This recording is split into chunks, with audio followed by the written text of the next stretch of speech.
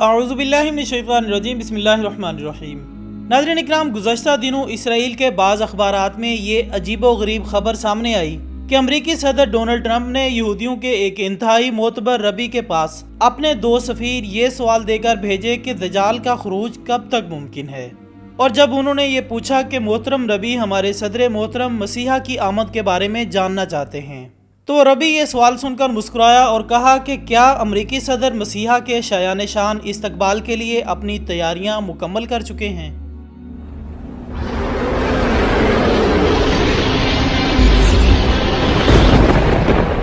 آج کی اس ویڈیو میں ہم نے یہودیوں اور ان کے ہم خیالوں کی طرف سے دجال کے استقبال کے لیے کی جانے والی اب تک کی تیاریوں کو اپنا موضوع سخن بنایا ہے، جن کو جان کر یہ اندازہ کرنا آسان ہو جاتا ہے کہ ہم قرب قیامت کے کس دور سے گزر رہے ہیں، اور کیا زمانہ واقعی اتنی تیزی سے محو سفر ہے جس کے بارے میں ارشاد نبوی صلی اللہ علیہ وآلہ وسلم ہے کہ دجال کی رفتار ہوا کی طرح تیز ہوگی۔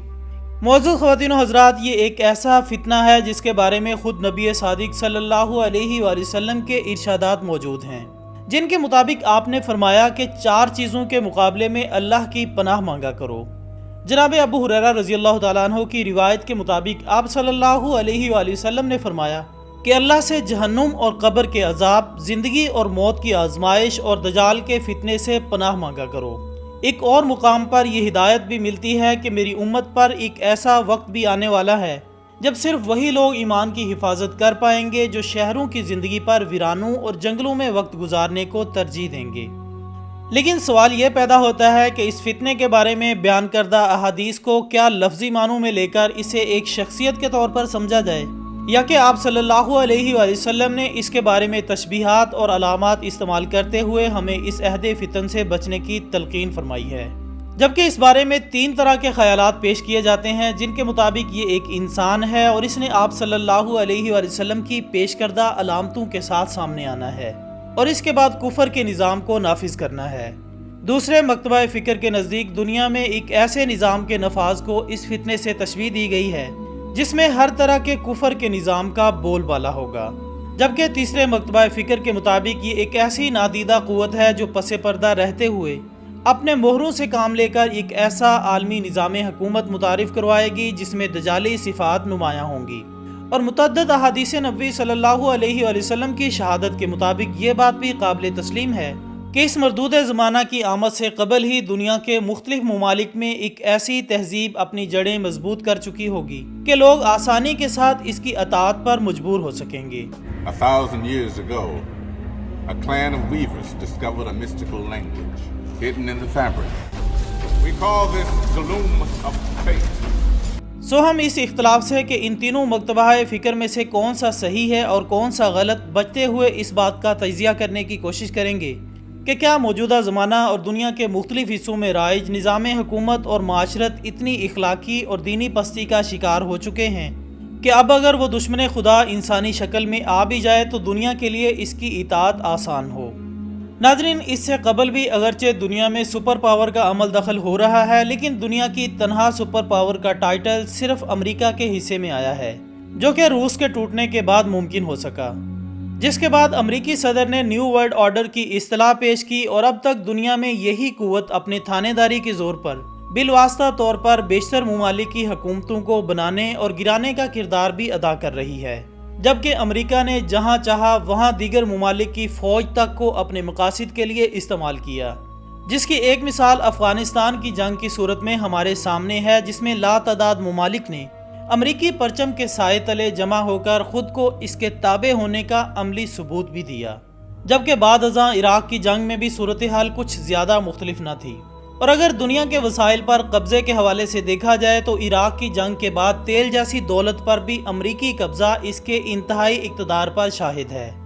حدیث نبوی صلی اللہ علیہ وآلہ وسلم سے یہ شہادت بھی ملتی ہے کہ دجال اپنے دشمنوں پر آگ جبکہ دوستوں کو خوشحالی اور خوراک فراہم کرے گا، اور دنیا یہ مناظر بھی دیکھ چکی ہے کہ ان جنگوں میں اگر ایک طرف آتش و آہن کی بارش تھی تو دوسری جانب خوراک کے پیکٹ بھی پھینکے جا رہے تھے،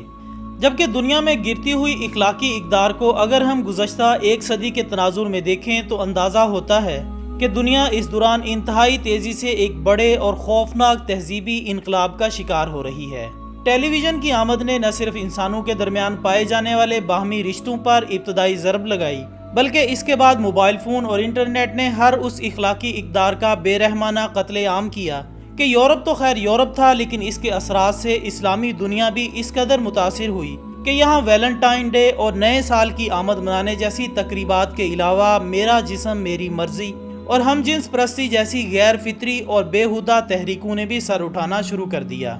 اب موجودہ حالات کی روشنی میں یہ بات بلا خوف و تردید کہی جا سکتی ہے کہ ہماری یہ دنیا اس آزاد تہذیب کے شکنجے میں آ چکی ہے جو نہ صرف اخلاقی اور انسانی احساسات سے بیگانہ بلکہ جنسی حوالے سے بھی جانوروں کے قریب تر پہنچ چکی ہے، جس میں کسی رشتے اور اخلاقی معیار کا کوئی وجود باقی نہیں رہا۔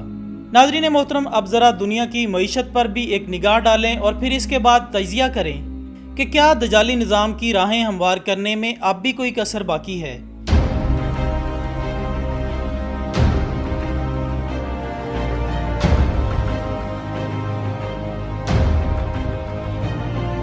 یہ 20ویں صدی کے اوائل کی بات ہے جب دنیا کے مہذب ٹھگوں نے کاغذی کرنسی کو متعارف کروا کر نہ صرف سب سے مادی حالت میں موجود دولت یعنی سونے کو اپنے قبضے میں لے لیا، بلکہ اس سودی نظام کو بھی ترویج دی جس کی بدولت امیر تر ہوا اور غریب خطے غربت سے بھی کہیں نیچے جا کر زندگی گزارنے پر مجبور کر دیا گیا، جبکہ دنیا کے معاشی وسائل پر قبضے کے حوالے سے بھی یہ دجالی صفات میں سے ایک ہے، اور یہی وہ قوت ہے جس کی بدولت ایک عالمی حکومت کا خواب پایا تکمیل تک پہنچ سکتا ہے۔ تو ناظرین گرامی، سچ تو یہ ہے کہ دجال جس کی جبین پر واضح انداز میں کافر لکھا ہوگا، اس کی وجودی موجودگی کی شہادت کے بارے میں تو ابھی اگرچہ یقین کے ساتھ کچھ نہیں کہا جا سکتا کہ کب تک ممکن ہوگی، لیکن اس سے منسوب نظام اب بہت حد تک اپنی وجودی صورت میں سامنے آ چکا ہے۔ افسوس کہ امت مرحومہ آج بھی ان تمام فتنوں سے بے نیاز ہو کر اسرائیل کی دوستی میں بے چین ہے۔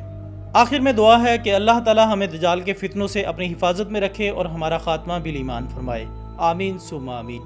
اسی دعا کے ساتھ ہماری آج کی اس ویڈیو کا اختتام ہوتا ہے۔ ہم امید کرتے ہیں کہ آپ کو ہماری یہ ویڈیو ضرور پسند آئی ہوگی۔ اس ویڈیو کو سوشل میڈیا پر زیادہ سے زیادہ شیئر کر کے ہماری حوصلہ افزائی کیجیے گا اور کومنٹس کی صورت میں اپنی رائے دینا مت بھولیے گا۔ ہماری اگلی ویڈیو آنے تک اپنا دوستوں، رشتہ داروں اور گرد و نواح کے تمام لوگوں کا بہت خیال رکھیے گا۔ اللہ حافظ۔